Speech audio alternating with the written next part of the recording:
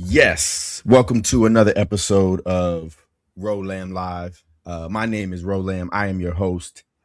Tonight, I am joined by my good friend, my brother, Damien Becton. Damien, how you feeling today, brother? I'm good. Appreciate you having me on, Ro. It's been a long time coming, my friend, but I'm good. I'm good. Happy New Comic Book Day, everyone. For sure, for sure. So Damien is a comic book writer, comic book creator, out of Charlotte, North Carolina. Great dude, great brother. But before we get into his work and his life and just what he's working on right now, first thing I want to say is if you're watching this right now, thank you for watching. Please hit the like button, subscribe to the channel, share this video with somebody. And thank you so much for tuning in and for being here with us. I think that's it. I think that's my opening right there. Um, I want to start with the question that I always start with when I have guests on. And that is, Damien, what is inspiring you right now? What are you listening to? What are you reading? What are you watching? What's getting those creative juices going for you? Yeah, dog. I take inspiration from a lot, Mm, but it really always comes back to music and to mm, comic books. And right now, I can say a couple, well, one artist specifically, maybe a couple artists. Um, I can just listen to musical artists, rappers that I listen to that just, I go back to their old discography and I get ideas from them. So two of them just right off the bat is one is Big Crit from Mississippi, yep. and then the other one is Lupe Fiasco. I listen to a lot like the old joints. I know like Lupe came out in like 2006 or 2005, I think, something like that. And Crit came out maybe 2009, 2010. And I go back to those joints. Yeah. And I don't know. I just, there's certain songs, certain albums that I just get inspiration from. And there's a new rapper. He's not too new. He probably came out a few years ago. I know his first album came out in 2023. Let me put you. He's not mainstream at all. But there's a dude named Ice Cold Bishop. I think he's from L.A. And Okay. Ice Cold Bishop, he has a album that I promise you, I've been playing 3 years straight since 2023. Yeah. I've been playing Generational Curse for like 3 years. And a lot of my ideas, they come from that. Mm. But I From don't know. from It that comes from album. a lot of stuff. From But that those album. three are the biggest right now. So you're saying a lot of your ideas come from that album.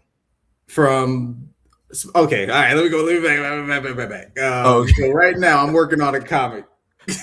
um, but the main, and I'm gonna talk about it. I'm gonna talk about it when I start prepping that. But from the album Generational Curse by Ice Cold Bishop, Lupe Fiasco's Food and Liquor, mm, and Forever's a Mighty Long Time by Big Crit. Those three albums right there, I've been playing forever, like nonstop rotation. And then, well, those three, there's so many different sounds, so many different ideas that are in those albums that just, they just spark something in me. But it's fun. It's fun, man. Like I get something new from those albums, from those songs every time. It's crazy. so okay, so this is gonna throw us off track a little bit because now I'm just curious. So I just finished reading Chopping Blades, I guess Uh-huh. issue 1 and 2. So first of all, can you explain what Chopping Blades is? Yeah. So this is how I pitch when we had cons, bro. This is how I pitch it. I tell Okay, people okay, it's twisted metal with magic. But okay. instead of the old cars, it's old school Cadillacs and Chevys on Yeah. 24-inch rims. So that's how I pitch it to people. Yeah. But that's what it is, man. It's magical car fights, except we got the old school Chevy, the old school Caddy in it. Yeah, yeah. So if I was taking a shot in the dark, I would say Big Crit inspired this. Absolutely, Okay, dog. okay. Hey, I promise you. I promise you. Like, what is it? There's the I don't know why I'm blanking on it, but he has a set of songs that's just now I gotta look it up. What is that thing called? I'm tripping. He No, has a you set of good. songs that's just about his cars. And it's different. It's different. Like everything's different. But like if I grew up in South Carolina, Sumter, South Carolina for 28 years. And Did you say Sumter? Sumter, South Carolina. You got people there? I think my ex-wife's family is from Sumter, California. Hey, there's a lot of people from Sumter go to Charlotte or Atlanta. So that's probably I'm gonna have to ask her about that. That's yeah. interesting. Okay, okay. Go ahead. But my brother, oldest brother, he's 45 now. I promise you. He had a 1980 something Caprice Classic with 22-inch rims on it, navy blue, candy paint. It was bright navy, it was navy blue, but it was like glossy. And he had a system in it. And that's still, even as a 35-year-old dude right now, that's still my dream. I still want that. Yeah. But I'm also, I'm a nerd too. So, I grew up playing Final Fantasy. I grew up playing Twisted Metal.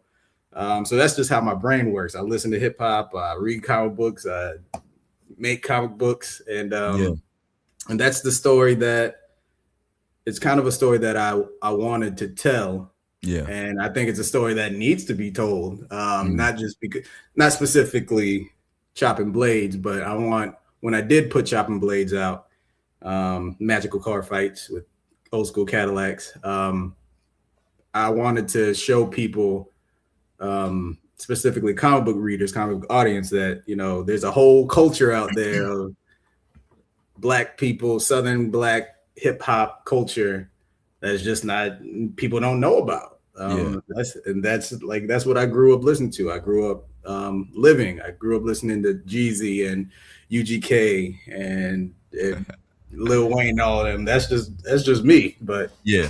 I think I try to mix it all because that's just how my brain works. Yeah. So what's interesting about that is I feel like my journey is sort of similar where, I didn't listen to as much hip hop when I was younger. My parents were Christians, and so they were very strict. But as I got older, I was into hip hop, into comic books, right? And I always felt like this tension between these two crowds, right?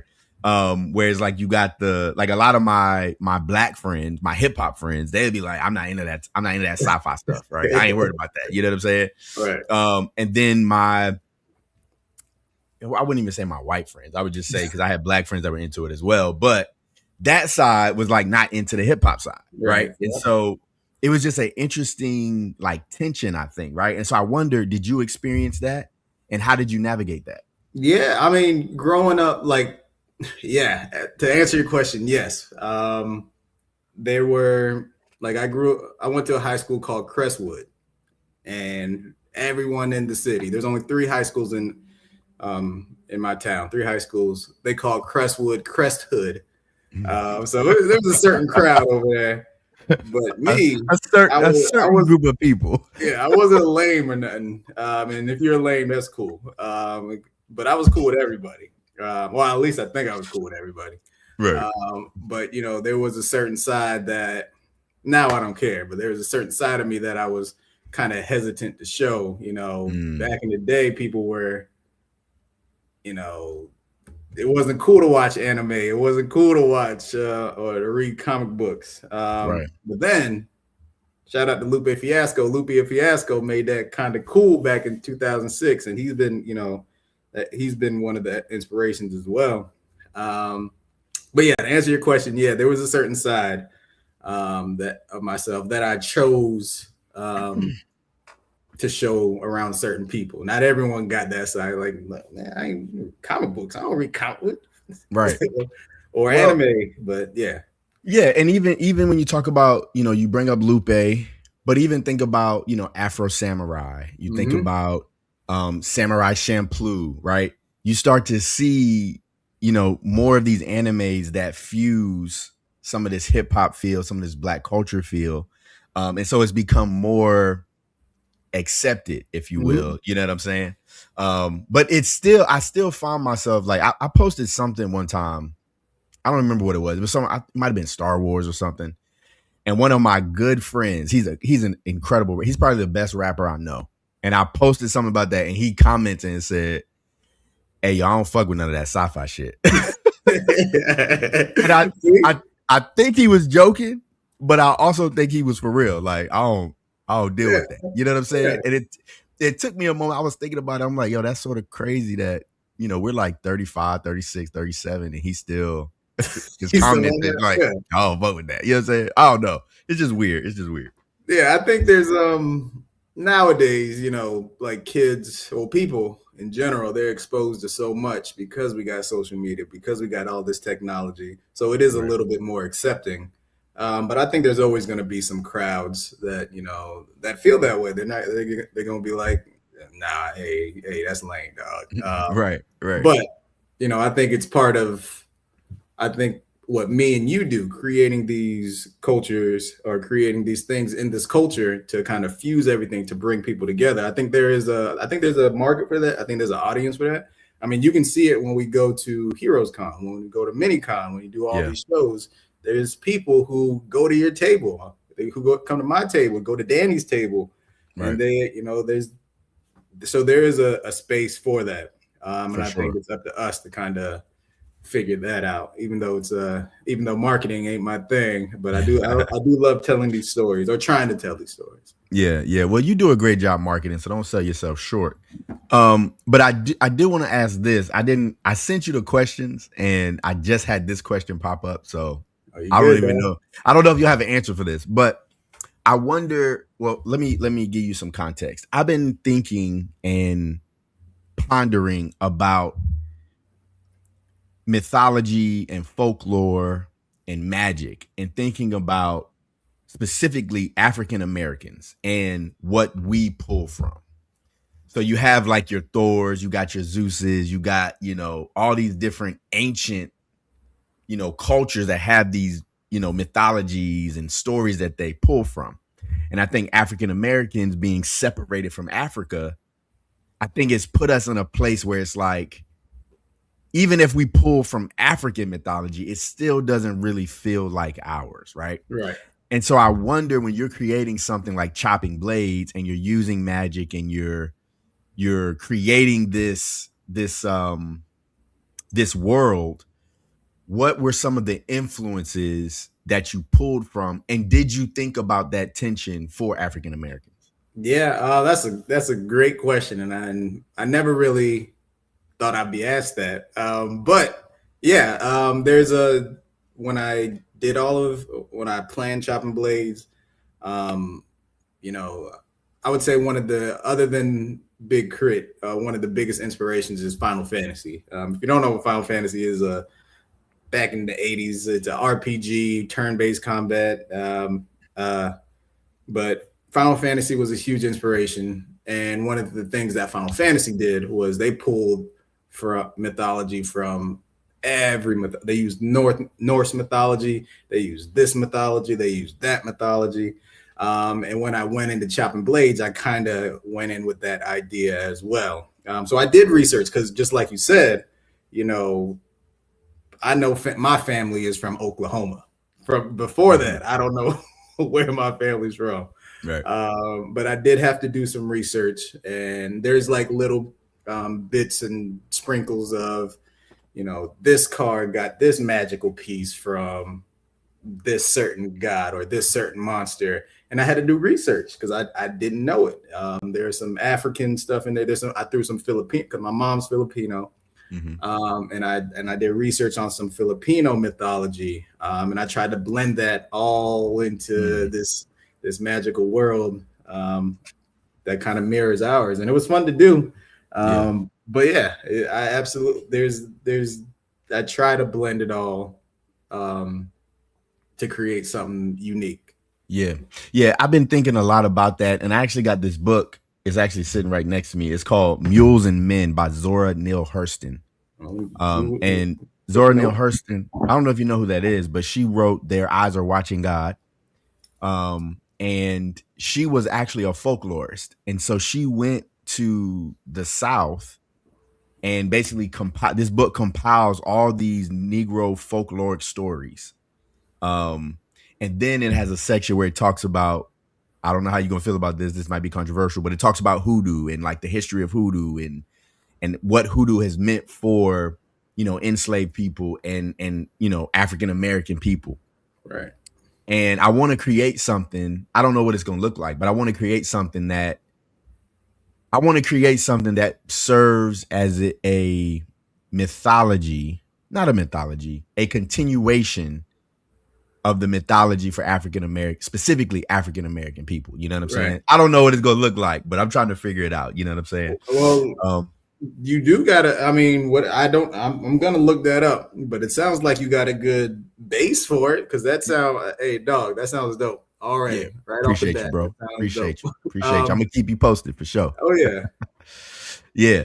So, real quick before we get to the actual questions, I was actually doing a little research on you, and I was watching one of your interviews.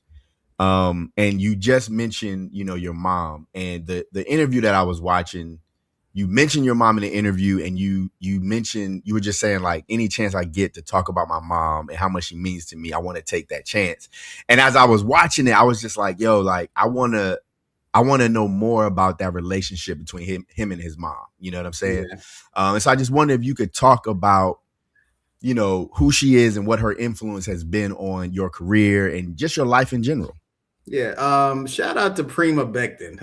That's my little Filipino mom. I'll be honest with y'all. I don't talk to my mom as much as I love my mother very much, but I don't talk. So that's one thing that I would say. Talk to your people. I don't talk to my mom as much as I should. We text. She lives with my sister in Tennessee, but my mom is literally the nicest person that I've ever met. She is so nice. She loves her kids. There's 4 of us. She loves her kids and her grandkids more than anything. I promise you, dog. I'm 35 years old. I turned 35 like a week and a half ago. Yeah. My mom will still send me texts on my phone, on Facebook, on everything, and she'll ask me, Damien, did you eat? Do you need money? I said, no, Mom, I'm good. Yeah.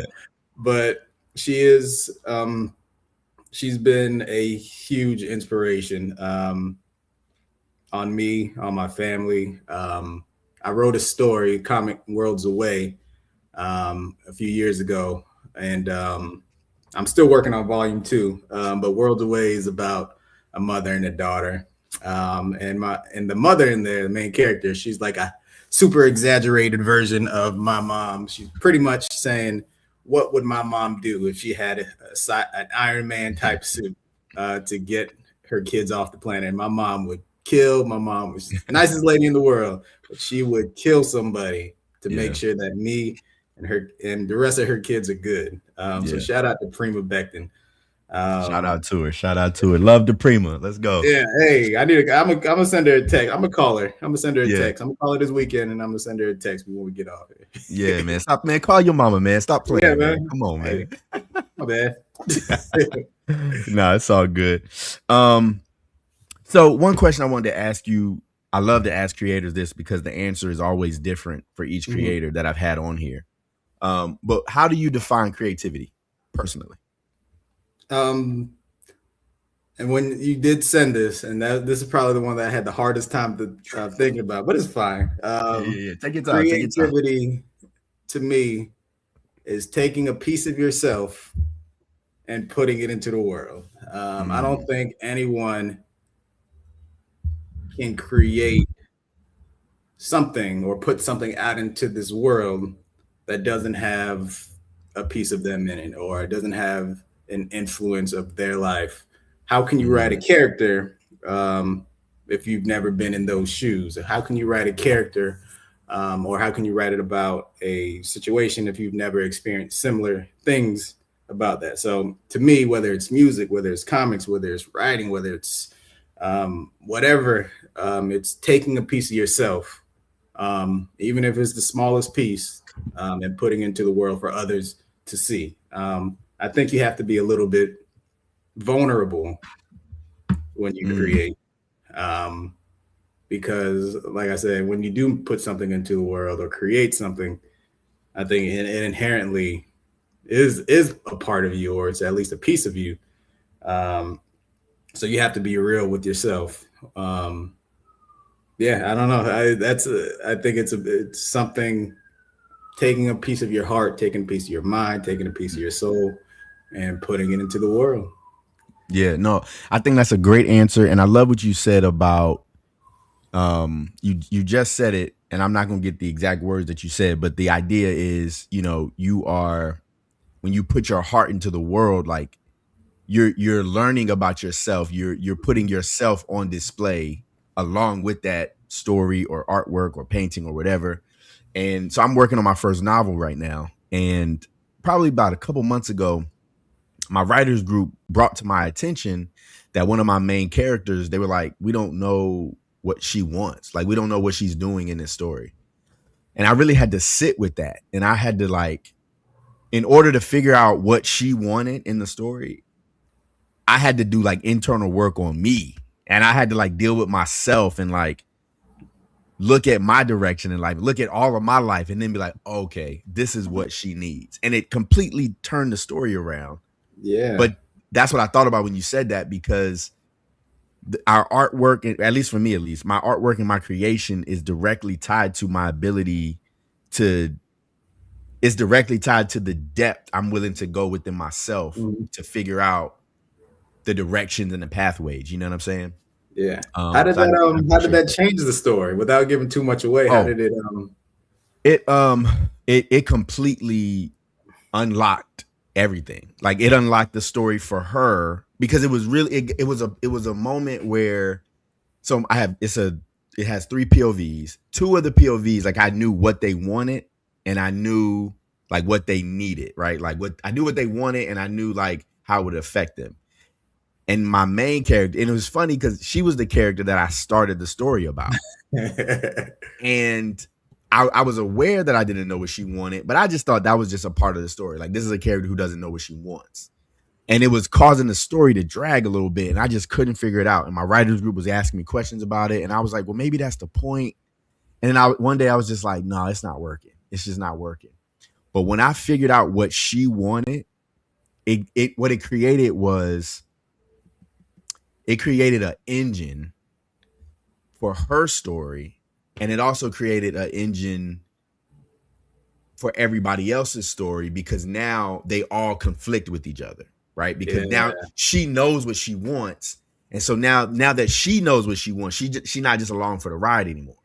She's got to make decisions Yeah. that will conflict with this person's want, right? And then it'll conflict with this, and then they all have like these conflicting desires, and so they're all competing and bumping against each other, and Yeah. it just unlocked a lot That's of dope. different things. Yeah. Hey, So keep that writers group, dog. That's hey, a valuable asset right there.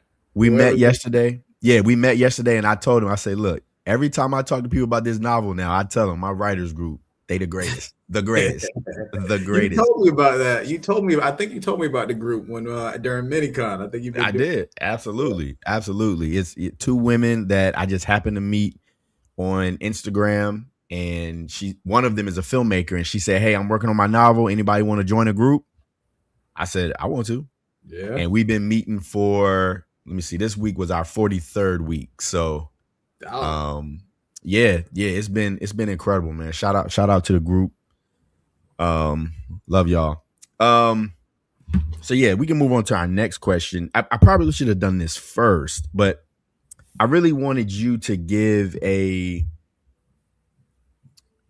introduction or a description how you see yourself, as a writer, creator. Like, how did you get into comic books? Like, what's the Damien Becton origin story? You know what I'm saying? Yeah. Shout out to Dad. Shout out to Ryan Becton. Shout out to my pops. It's a Uh, family affair. Let's Hey, go. that's the homie. He's a big old nerd just like me. My dad, he grew up reading comic books. And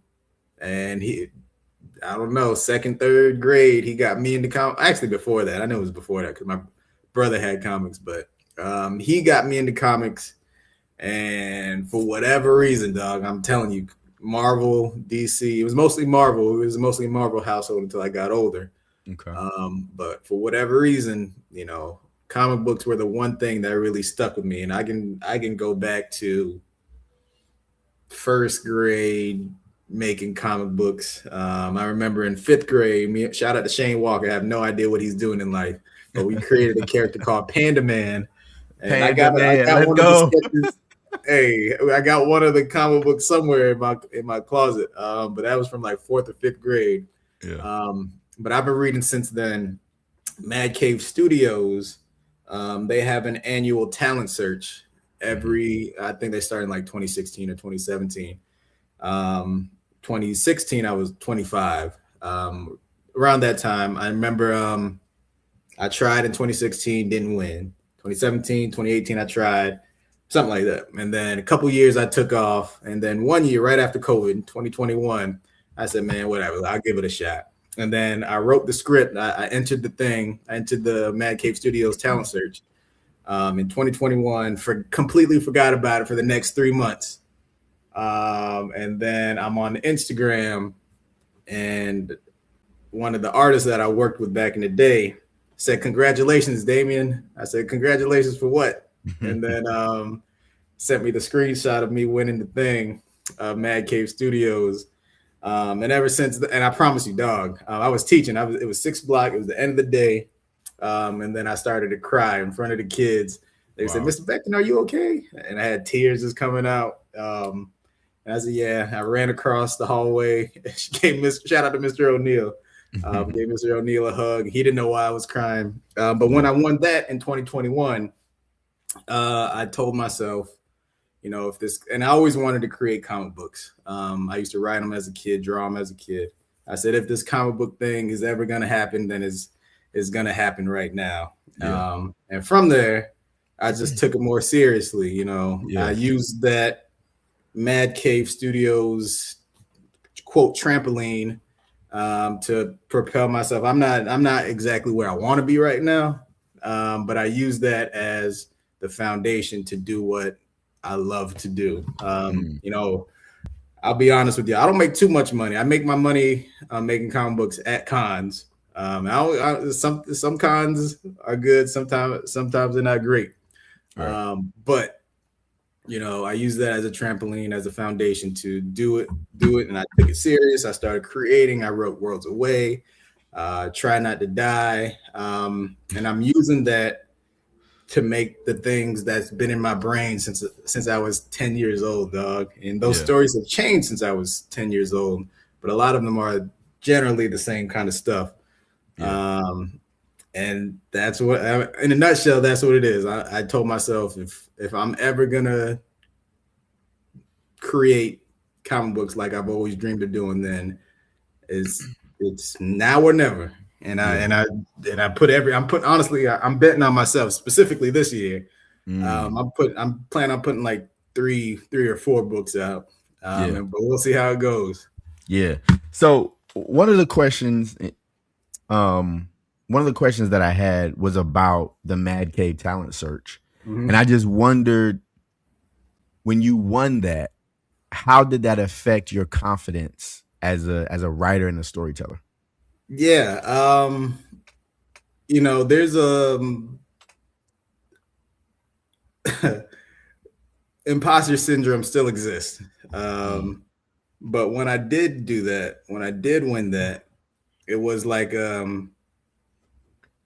won't say the word liberating, but it was kind of, I'm him. Hey, I might be okay at this. Even though it was just a 10-page script, I think I know what I'm doing. Yeah. I was at the comic book shop today. Shout out to Will, who works at Heroes. He asked me, well, I don't know what we were talking about, but I kind of told him about the process of the scripts and that I write. And I kind of told him, I think I'm a pretty humble guy, but I told him, I think I'm all right. But when I did win that, it was, it was a huge confidence boost. And I'm thankful for it because it allowed me to make Worlds Away, Try Not to Die. It allowed me to make Chopping Blades, Ruth Avenue Raiders, all these different things. And I probably wouldn't have had the confidence to do it if Mad Cave Studios, if I didn't do that. Shout out to Brian Hawkins too, who's an editor, um, black creator, lives in Yeah. Virginia. He did the Vineyard book, right? What's Yep, the Vineyard. He did Black yes, Cotton with Patrick Foreman. he's Shout good. out to Brian Hawkins, good dude. Yeah, yeah, he's got some good stuff for sure. Um, so you also mentioned that you had applied and tried in the contest before and not won it. Mm-hmm. And so I wonder how did you navigate the confidence in the midst of not getting what you wanted? Like Yeah, what kept you trying? yeah.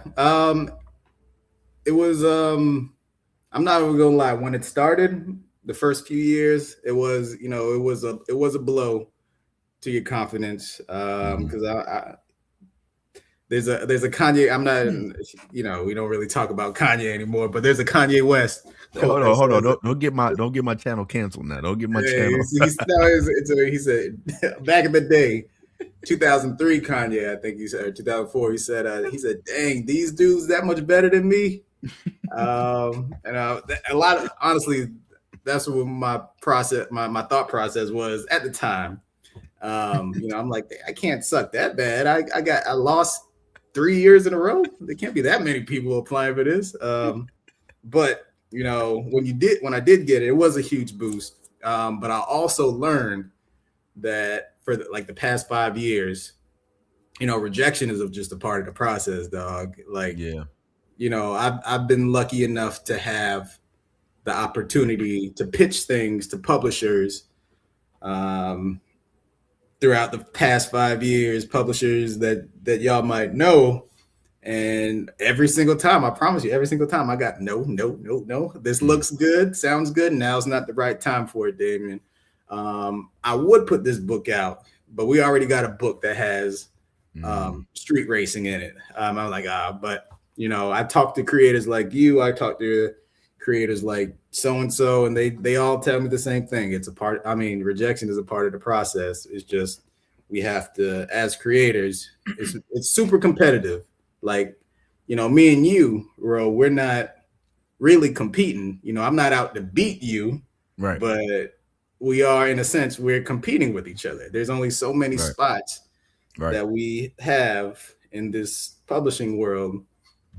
So rejection is, that's just a part of it. And it's only if you give up. And it sounds cliche, but it's only if you give up, then you fail. But it's just a part of it. And I promise you, I got a rejection like a week and a half ago, like right before my birthday. Dude sent me an email and said, we got a book that's coming out with cars in it. We don't want chopping blades right now, but hit me back in hit me back at the beginning of summer. So sure enough, in this at August, September, I'm going to be sending nobody an email. Hey, you want this book? Right. And so I think that two things I thought about when you were talking. One, I think the difficult thing about publishing is you don't always know why you're being rejected. And a lot of times, let me not say a lot of times, sometimes you're not being rejected because of the quality of your work. You're being rejected. Like Buddy told you, well, we already got cars. We already got a book that's like such and such, or whatever the case may be. But if you don't know that, some people aren't told that. They just told this not, this not for us. Right. And so now you're left to think maybe this isn't good enough. Right. Maybe I'm not. So then the second thing I thought about was what we talked about earlier. When you say everything that you create, you're putting your heart into it. So what ends up happening is I put my heart into this and then I put it in front of you and you say you don't want it. And it feels like you don't want me. Yeah. It feels personal. A lot of times personal. Like you're saying you suck. It doesn't say, they're not saying that. A lot of times that's what it is. They're saying a lot of creators feel like your story, you aren't good enough. But yeah, that's a bad feeling, bro. It's a terrible feeling. It's a terrible feeling. So my question, so the other part of this though is there's going to be a lot of people who never get that type of outside validation that you got by winning the Mad Mhm. Cave talent search, right? Right. So I just wonder, what would you say to somebody who is navigating their confidence? They're working on their things, they're trying to figure their things out, but they're not getting the outside validation.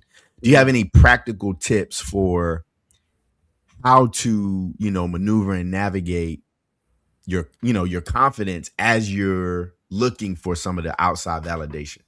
Yeah. There's a lot of creators out there who don't need that.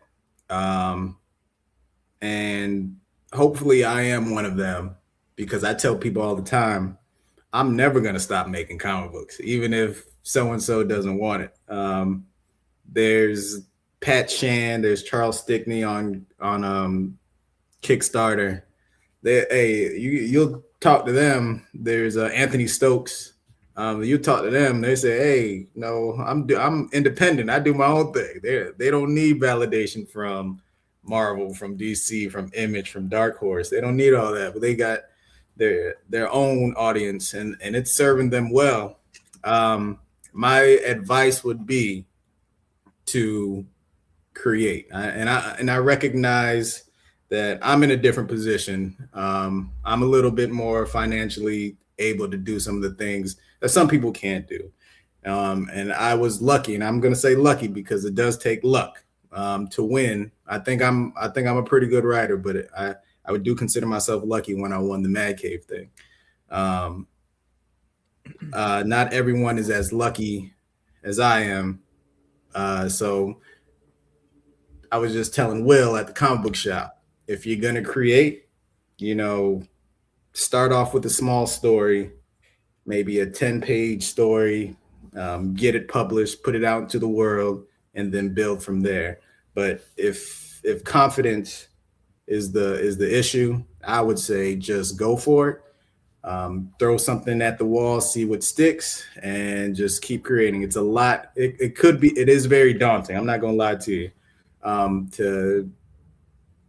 To have that confidence just to be flushed away. Um, but you're never gonna know. And it sounds like, I promise you, it sounds corny. I tell this to my students all the time. Um, but you'll never know if you don't try. So it's just the hardest part is just taking that first step. Just like waking up, just like going to the job. Hardest part for me going to the job is just getting up and going. But once I'm there, I'm ready to do whatever it is. But that first step is the scariest. If you can take that first step and then go from there. Yeah, and I would piggyback off of that too. I would just say focus on the first step. I Mm-hmm. think what happens is we know that there's 1,000 steps. Yep. And so then it's like, I got to take this first step, but then there's 999 more steps I got to take. But it's like, Yeah. look, just don't worry about those right now. Just take the first step. Yeah. Okay. All right, cool. Now take the second step. All right, cool. Those are tough, right? But okay, let's try the third step, right? It's like we gotta take it small. We gotta take it slow. You know what I'm saying? And I think that's what builds confidence, though. What to me, Mm-hmm. what builds confidence is once you see yourself doing something, even if it's like what I would say too is maybe you start out not doing comic books, right? Maybe you start out, you say, I'm gonna write 100-word story, right? Or I'm gonna write a 250-word story, right? You start there. You post it, post it on Instagram, post it on whatever, on Facebook, whatever.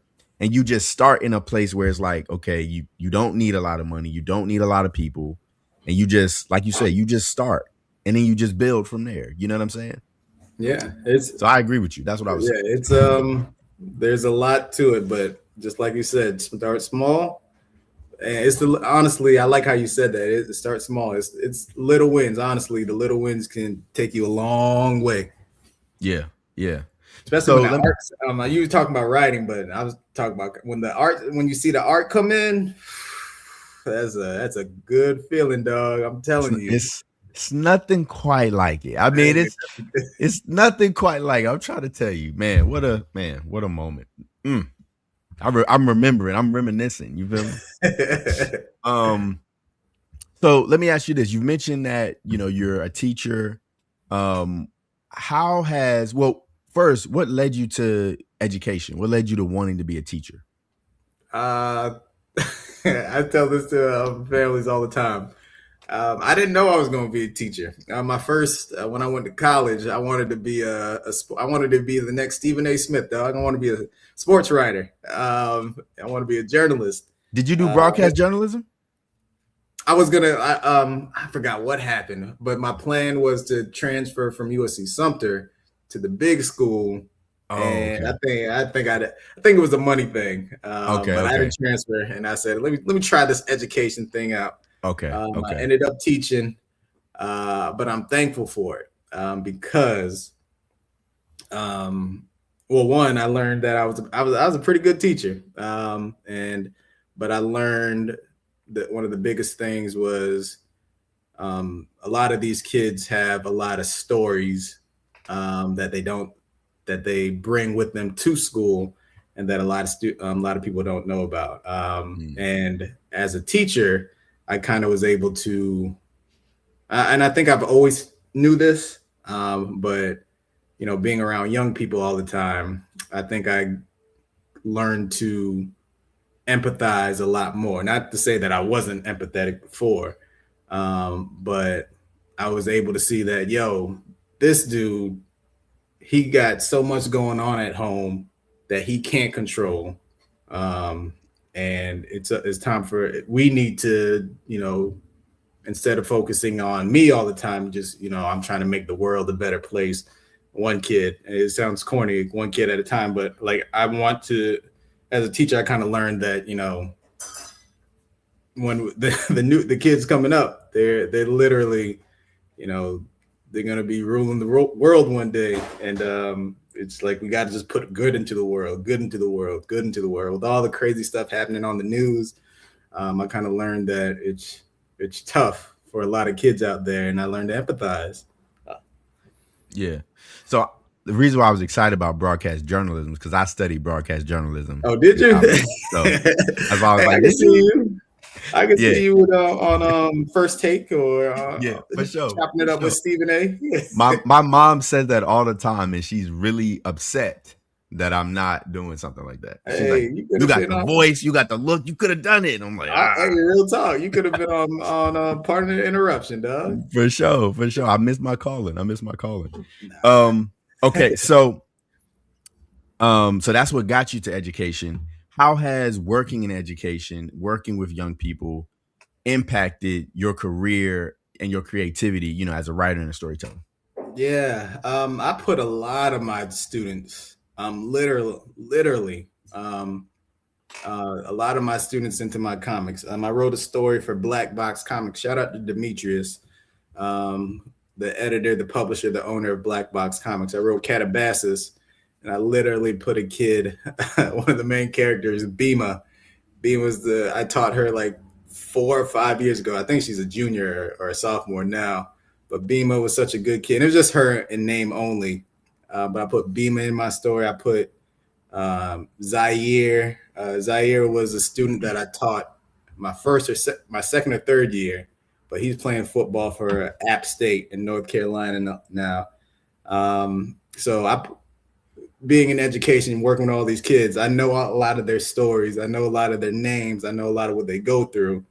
I know how they affected my life, and the way I tell stories. So one of the ways that it helps me, I'll say it helps me because I'm able to draw from those students that I've had, those conflicts that we've had in the classroom, those conflicts that they've had that I know about.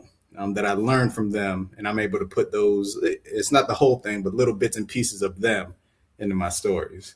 Yeah, yeah. No, that's dope. That's dope, bro. Um, so switching gears, I see that you have Ruth Avenue Raiders on Kickstarter now. That link, I'm pretty sure it's in the description of this video if you're looking on YouTube or Facebook. If you click that, I think it takes you to the Kickstarter. Yes, sir. So can you talk to us? You didn't launch yet, right? It's not launched Nah, yet. Okay, nah, yeah, yeah. it's in pre-launch. It's in Okay, pre-launch. yeah, Um, yes. Can you But talk to us a little bit about that project? Yeah. absolutely appreciate you. Ruth Avenue Raiders is it's a '90s, late '90s, early 2000s cartoon inspired comic. So I grew up watching Hey Arnold. I grew up Hey watching Arnold. Recess, Yeah. Dexter's Lab, Rugrats. Rugrats, Yeah, all those yeah, yeah, yeah. joints, Rocket Power, Uh-huh. all that Uh-huh. stuff. And this is kind of like a love letter to that. You can tell by the art. Shout out to Marina, who's the artist on it. She's very. It looked like it's straight out of Nickelodeon, dog. I'm It telling you. does. It does. It looks good. It looks good. Yeah, but the Ruth Avenue Raiders. My dad grew up in Akron, Ohio, and in the Oh, '70s. Well, he would tell me, not in the '70s, but he was a kid in the '70s. But he would tell me stories. He grew up on Ruth Avenue, and he would tell me stories about him and his neighbors. Would go to different neighborhoods and play um, pick up football games with all these different neighbors. And every kid in the story is named after his real life friends from the '70s. So Norman yo, that's Shropshire dope. is a kid, Yeah. Kevin Head, Alan Head, Veronica, Jimmy Ramirez. Jimmy Ramirez is actually one of my students. It's like Jimmy something. His friend is Jimmy something, but I had a kid named Jimmy Ramirez, so I called him Jimmy Ramirez. But my dad would tell me stories about him. He would tell me that no one, Ryan, his name was Ryan. Ryan had the best hands on Ruth Avenue. So I kind of incorporated that into the kid's story. Yeah.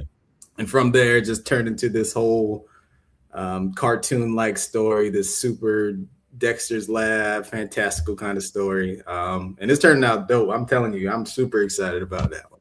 Yeah, no, that sounds. I love how you inject like your life and your experiences and the people that you meet and know. I think it's dope how you inject that into your stories. Because I think everybody does that to an extent. I actually am a person who intentionally shies away from like naming people after people I know and like We are two because opposite ends, I don't dog. want no smoke. I don't want no smoke. You know what I'm saying? So, but I think that's dope. I think that's really dope, and I think you can feel that in the stories that I read from you. Now it makes sense. Like you can feel the personal connection to it. You know what Yeah, I'm saying? yeah. Um, I that's appreciate that, dope. man. That's dope. That's dope. So, what's next for you? Where after Ruth Avenue Raiders? I know you said you want to do 3 books this year. Um, where do you see yourself in 5 years? Hopefully, hopefully, the goal. I mean, I think as a creator, I mean, most of us, our goal is to write, you know, specifically if we're writing comics, I think our goal is to write DC, right? Hey, so and so's writing Batman now, so and so's writing Static Shock now. I think a lot of us, at least the ones that I've talked to, that's the goal, right? To write for Marvel, to write for DC. Um, I think in 5 years the goal, and that is the goal for me. I want to be able to say that I've written for this publisher. I have a creator owned book with Image. I have a creator owned book with Dark Horse. um, but in 5 years, if that doesn't happen, Ro, I know for a fact I'm still going to be making comics. Just like you said, this year I plan on putting 3 Chopping Blades #3 is going to be one of them. Ruth Avenue Raiders is the other. And then I got a third one that's going to hopefully come out right after Ruth Avenue, which is a Generational Curse. That's the one I was talking about previously. That's influenced by Ice Cold Bishop, Mm-hmm. Lupe Fiasco, Big Crit, all these different things. Mm-hmm. Um, to answer your question, 5 years, I'm still gonna be creating, dog. Yeah. Hopefully, I'll be at Heroes Con. Hopefully, I'll be at New York Comic Con, San Diego Comic Sure. Con, and Emerald City Comic Con. To doing all these. Right now, I'm in the southeast region. Yeah. Hopefully, I'll Yeah. be expanding soon. Yeah. For sure. For sure. Okay. So I got 5 more questions. I call this segment the one, and I'm gonna just jump into these questions. You'll see why it's called the one. What's one book or comic book you think everybody should read? Uh, a new one. Well, I was gonna say I got one. All right, so I got two, but I'm gonna say one. I got a sleeve on my arm right here. Saga from Image Oh, Comics, written by Brian K. Vaughan, Fiona Staples. that's a good one. What's the second one? Assorted a new joint, assorted crisis events by Dennis Yo, Camp. somebody just told me about this the other day. I was in a I coffee promise shop you, and they bought Scarlet Ranger for me, and we were talking about comic books. And then he was like, "Have you read assorted crisis events. Yeah, but he couldn't remember the name, so he was like, "It's called and he was like naming stuff. And I remember what he said. I'm like, I don't know what you. Then I tried to Google it. He's like, it's Image, and I'm like, assorted crisis. He's like, yes. He's like, you Yes, gotta read that. I said, oh, okay, okay. yeah. If you I heard it's every, great though. I'm telling, hey, Ro, if you can get a copy of every issue is a one shot, so every issue is just its own story. Oh, So you don't gotta pick up number one and then you don't gotta start from number 3 or 1. okay, You can just okay. jump into number 6. Do me a favor. If you don't get a copy of Assorted Crisis Events number 6, when I see you at Heroes or MomoCon, I'm gonna get you a copy of Assorted Crisis Events number 6. Okay. That's one of the best stories that I've just straight up comics that Wow. probably the best comic that I've ever single issue that I've ever read. Are they doing collected editions? Yeah, I think Okay. the collected edition just came out. Okay, Jen, perfect. I promise you, she read that issue. I said, stop what you're doing, read this single issue, and then I gave it to her like Saturday morning, and I think it was the weekend, and then like because she reads real quick, like 2 minutes later, I hear, Oh, she was tear jerker, dog, tear jerker. oh man. Okay, yeah. I gotta step my game up I'm for gonna sure. get you Assorted Crisis Events number 6. Don't worry about it. I'll see you in a month and a half. For sure. Appreciate you, brother. Um, what's one piece of advice you would give your younger self? I wish I would have started. Honestly, I wish I would have started earlier. Honestly, if because I was 30, 31. If I started at 25, I'd probably be a little bit further along. But it's with that said, everyone, it's better late than never. I'm no one feel old, but it's better late than never. I mean, that's true. It's better late than never. I be saying the same thing though. You wish you would have just got it. I'm Jump glad I in. started. Right. I'm glad I started when I started, but I wish I had started earlier. But I heard this quote and they was like, when's the best time to plant a tree? 20 years ago. Yeah, When is the second best time to plant a tree? Right now. right now. Yep, better late than never. Yep. So it's like, look, if I didn't do it 20 years ago like I should have, cool. We're gonna do it right now. You know what I'm saying? Like, because I don't want to go another 20 years and be looking back like, I wish I had done it 20 years. Like, nah, we're doing it right now. You know what I'm saying? Yeah, So, man. but that's what I always say. Like, my advice would be, I wish I had started. Like, I would have told myself, start right now. Yep. Like, do it now. Period. So, what were you gonna say? I cut you off. What'd you say? No, that's exactly what I was gonna say. I love that quote. Was I was gonna say Oh, 20 years ago. Yeah, for sure, for sure. What's one word that you would want to describe your legacy? I had one earlier. Giving. I want to, and I say giving because shout out to Brian Hawkins. I always thank him for giving me the opportunity and just because he's the one pretty much who got me the black box deal. He always says iron sharpens iron. So if you got the opportunity to pay it forward to give it back to somebody, take that opportunity to give it back to somebody. Yeah, that's dope. That's dope. What's one thing you would change about your creative journey? Same thing. I wish I would have started. I wish I would have started earlier. For sure. Honestly, everyone's path is different, so Yeah. there's not too much I would change. I know my path is going to look different than yours, different than hers. So the biggest thing is just go ahead, get out the way. That first step, I'm telling y'all, first step. That's the key. That's the key for sure. What's one thing that you would want everybody who hears this or sees this to take away from this conversation? one, Ruth Avenue Raiders, www.com, RuthAvenueRaiders.com. And Boom. also, uh, if you creating, just go ahead and get it out the way. That first step, you'll never know if you don't try.